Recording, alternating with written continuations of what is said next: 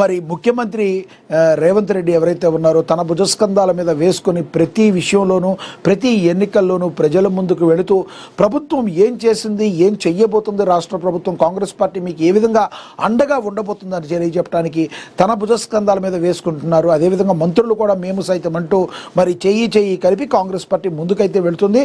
తాము చేసిన మంచిని ప్రజలకు వివరించడంలో కాంగ్రెస్ పార్టీ చాలా స్ట్రాటజికల్గా వెళ్తుంది.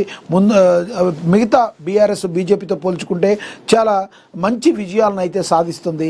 మరి దానికి ఉదాహరణ మరి జాబితాలో సీఎం, మంత్రులు, పీసీసీ చీఫ్ కూడా ఉండటం. ప్రస్తుతం జరుగుతున్న మున్సిపల్ ఎన్నికల్లో పార్టీ తరఫున ప్రచారం చేసే స్టార్ క్యాంపెయినర్ల లిస్టులో కాంగ్రెస్ ప్రకటించింది. ఈ మేరకు గురువారం TPCC chief MLC Mahesh Kumar Goud 20 మందితో కూడిన జాబితాను రాష్ట్ర ఎలక్షన్ కమిషనర్కి అందించారు. ఈ స్టార్ క్యాంపెయినర్ల జాబితాలో పార్టీ రాష్ట్ర incharge Meenakshi Natarajan, CM Revanth Reddy, TPCC chief Mahesh Kumar Goud, deputy CM Bhatti Vikramarka, మంత్రులు ఉత్తమ్ కుమార్ రెడ్డి, దామోదర రాజు నరసింహ, దుద్దిళ్ల శ్రీధర్ బాబు, కోమటిరెడ్డి వెంకటరెడ్డి, పొన్నం ప్రభాకర్, ధనసరి అనసూయ, సీతక్క, కొండ సురేఖ, తుమ్మల నాగేశ్వరరావు, పొంగులేటి శ్రీనివాసరెడ్డి, జూపల్లి కృష్ణారావు, జి వివేకానంద, అడ్లూరి లక్ష్మణ్ కుమార్, వాగేటి శ్రీహరి, మొహమ్మద్ అజారుద్దీన్, సిడబ్ల్యూసీ ప్రత్యేక ఆహ్వానితులు వంశీచంద్ర రెడ్డి, మాజీ ఎంపీ హనుమంతరావు, వీళ్ళందరూ కూడా స్టార్ క్యాంపెయినర్లుగా ఉండి కాంగ్రెస్ పార్టీ గెలుపు కోసం కృషి చేస్తానికి మరి తమ సాయి శక్తులను కూడా మరి వాడుతున్నారు. ఇక మున్సిపల్ ఎన్నికలకు టీపీసీసీ స్క్రీనింగ్ కమిటీలు కూడా ఏర్పాటు చేశారు. మున్సిపల్ ఎన్నికల స్క్రీనింగ్ కమిటీలో టీపీసీసీ ప్రకటించింది. ఈ మేరకు గురువారం టీపీసీ చీఫ్ మహేష్ కుమార్ గౌడ్ జాబితాను విడుదల చేశారు. ఈ స్క్రీనింగ్ కమిటీలను పార్లమెంట్ నియోజకవర్గాల వారీగా నియమించారు. కమిటీలను పార్లమెంట్ ఇన్ఛార్జి మంత్రి చైర్మన్గా, పార్లమెంట్ పరిధిలో డీసీసీ అధ్యక్షులు, కన్వీనర్లు, ఎంపీలు, ఎమ్మెల్సీలు, ఎమ్మెల్యేలు, నియోజకవర్గ ఇన్ఛార్జీలు, కార్పొరేషన్ చైర్మన్లు అందరూ కూడా మరి దీనిలో పాలు పంచుకుంటున్నారు. ఎటువంటి పరిస్థితుల్లో మున్సిపల్ ఎన్నికల్లో కాంగ్రెస్ పార్టీ సత్తా చాటడానికి మేము సైతం అంటూ మంత్రులందరూ కూడా ముందుకు కదలటం కాంగ్రెస్ పార్టీ విజయాలకి కొనసాగుతుంది అనడానికి ఇదొక మనం ఉదాహరణగా చెప్పచ్చు. చూడాలి అయినా మున్సిపల్ ఎన్నికల ఓటర్ నాడి ఏ విధంగా ఉండబోతుంది, మున్సిపల్ ఎన్నికల్లో మరి జిహెచ్ఎంసీ ఎన్నికల్లో కావచ్చు, ఈ ఎన్నికల్లో మరి ఓటరు ఏ విధంగా మరి ఎవరికి ఏ పార్టీకి జై కొట్టబడుతున్నాడు అని మరి కొన్ని రోజుల్లో మనకు ఒక క్లారిటీ వచ్చే అవకాశం అయితే ఉంది. ఇక అదేవిధంగా జంక్ ఫుడ్ ప్రకటనలపై నిషేధం, ఆర్థిక సర్వే ప్రతిపాదనలు. మరి జంక్ ఫుడ్ ఏదైతే ఉందో ఆర్థిక సర్వే కీలక ప్రతిపాదనలు చేసింది. దేశవ్యాప్తంగా విపరీతంగా పెరిగిపోతున్న ఊబకాయం, మధుమేహం వంటి ఆరోగ్య సమస్యలను అరికట్టేందుకు కేంద్ర ప్రభుత్వం సంచలన నిర్ణయం తీసుకుంటుంది. పార్లమెంట్ వేదికగా ఆర్థిక శాఖ మంత్రి నిర్మలా సీతారామన్ ప్రవేశపెట్టిన ఎకనామిక్ సర్వేలో అతిగా ప్రాసెస్ చేసిన ఆహార పదార్థాల విషయంలో కఠిన ఆంక్షలను ప్రతిపాదించింది. చిప్స్, నూడిల్స్, పిజ్జా, బర్గర్లు, కూల్ డ్రింక్స్ వంటి జంక్ ఫుడ్ ప్రకటనలను ఉదయం 6 గంటల నుంచి రాత్రి 11 గంటల వరకు టీవీలు, ఇతర మీడియాలో ప్రసారం కాకుండా మరి నిషేధించాలని సర్వే సూచించింది. ఇది చాలా కీలక పరిణామం. ఎందుకంటే మరి జంక్ ఫుడ్ తినడం వల్ల ఊబకాయం పెరిగిపోతుంది. చిన్నపిల్లల్లో ఈ రోజుల్లో ఇంకా ఊబకాయం ఎక్కువగా ఉండడం అనేది మనం గమనిస్తూ ఉన్నాం. మరి అలాంటి ఫుడ్ మరి తినకూడదు అని చెప్పి మరి డాక్టర్లందరూ కూడా ఎప్పటికప్పుడు చెప్తారు. అయితే ఇలాంటివి యాడ్స్ కూడా ఎంతో ప్రభావితాన్ని చూపిస్తాయి. కాబట్టి మార్నింగ్ ప్రసార మాధ్యమాల్లో మార్నింగ్ 6 o'clock నుంచి ఈవినింగ్ నైట్ 11 o'clock వరకు కూడా మరి రాత్రి 11 గంటల వరకు కూడా టీవీలో ఇటువంటి యాడ్లు వేయకూడదు, ఈ జంక్ ఫుడ్ యాడ్స్కి దూరంగా పెట్టాలని చెప్పి కేంద్ర ప్రభుత్వం నిర్ణయం తీసుకుంది. ఇది ఒక ఆహ్వానించదగ్గ విషయం. ఎందుకంటే ఆరోగ్యంగా మనం ఉన్నప్పుడు మాత్రమే మరి మంచి వికసిత భారత్ అనేది ముందుకు వెళుతుందని చెప్పి కేంద్ర ప్రభుత్వం భావిస్తుంది. మీరేమనుకుంటున్నారు? కేంద్ర ప్రభుత్వం తీసుకున్న ఈ నిర్ణయాన్ని ఏ రకంగా చూస్తారో కామెంట్ బాక్స్ రూపంలో కమెంట్ చేయండి.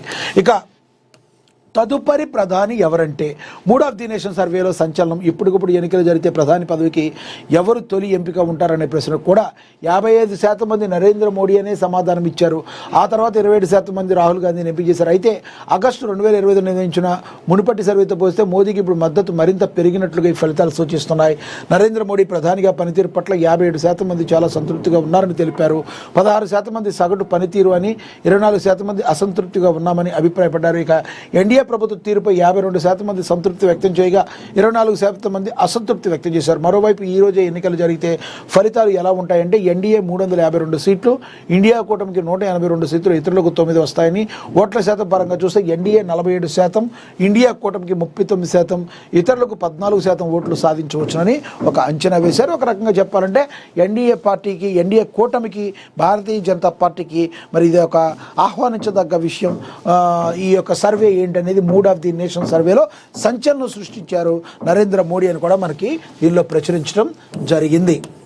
ఇక అదేవిధంగా ఈసారి ఏపీ రికార్డు బడ్జెట్ మనం చూసాం. ఈసారి ఏపీలో బడ్జెట్ బాగా రికార్డు నెలకొల్పేటట్టు ఉందని కూడా మరి తెలుస్తుంది. 2026-27కి ఏపీ రాష్ట్ర బడ్జెట్ సంచలనంగా ఉండబోతుందని తెలుస్తుంది. ఈ బడ్జెట్లో దగ్గర 3,22,359.33 కోట్లు కాగా ఈసారి 3.5 లక్షల కోట్ల వరకు అది ఉంటుందని అంచనా. దీంతో పాటు అగ్రికల్చర్ బడ్జెట్ గతంలో 48,341 కోట్లు కాగా ఈసారి 60,000 కోట్లకు మరి పెరుగుతుందని అంచనా. అసెంబ్లీ బడ్జెట్ సమావేశాలు ఫిబ్రవరి 11 నుంచి నిర్వహించాలని ప్రభుత్వం అయితే భావిస్తుంది. ఆంధ్రప్రదేశ్కి అయితే భారీ బడ్జెట్ని ప్రవేశపెట్టబోతున్నట్లుగా మరి సమాచారం అందుతున్నట్లుగా కూడా మరి తెలుస్తుంది. చూడాలి మరి రానున్న రోజుల్లో ఆర్థిక శాఖ మంత్రి నిర్మలా సీతారామన్ ఏ రకంగా బడ్జెట్లో ఆంధ్రప్రదేశ్ కోసం ఎంత కేటాయిస్తారనేది మనం వేచి చూడాల్సిన పరిస్థితి. ఇక సునేత్ర పవర్కు డిప్యూటీ సీఎం పదవి, డిప్యూటీ సీఎంగా ఎంపిక చేస్తే బారామతి నియోజకవర్గానికి జరిగే ఉప ఎన్నికల్లో ఆమె పోటీ చేసే అవకాశాలు ఉన్నట్టు తెలుస్తుంది. అంతేకాక ఎన్సీపీ అధ్యక్ష పగ్గాలు కూడా ఆమెకే అప్పగించాలని పార్టీ నాయకులు కోరుతున్నట్లుగా సమాచారం. దీనిపై ఆమెతో చర్చలు జరుపుతున్నట్లుగా విశ్వసనీయ వర్గాలు తెలిపాయి. ఇక పార్టీ కార్యనిర్వాహక అధ్యక్షుడిగా కేంద్ర మాజీ మంత్రి రాజ్యసభ ఎంపీ ప్రఫుల్ పటేల్ను ఎన్నుకోనున్నట్లుగా తెలుస్తుంది. ఏదైతే మరి ఫ్లైట్ యాక్సిడెంట్లో మరి అజిత్ పవార్ చనిపోయిన తర్వాత మరి ఈ నిర్ణయం తీసుకోవాల్సి వస్తుంది. సునేత్ర పవర్కు డిప్యూటీ సీఎం పదవి ఇచ్చే అవకాశాలు స్పష్టంగా కనబడుతున్నట్లుగా తెలుస్తుంది.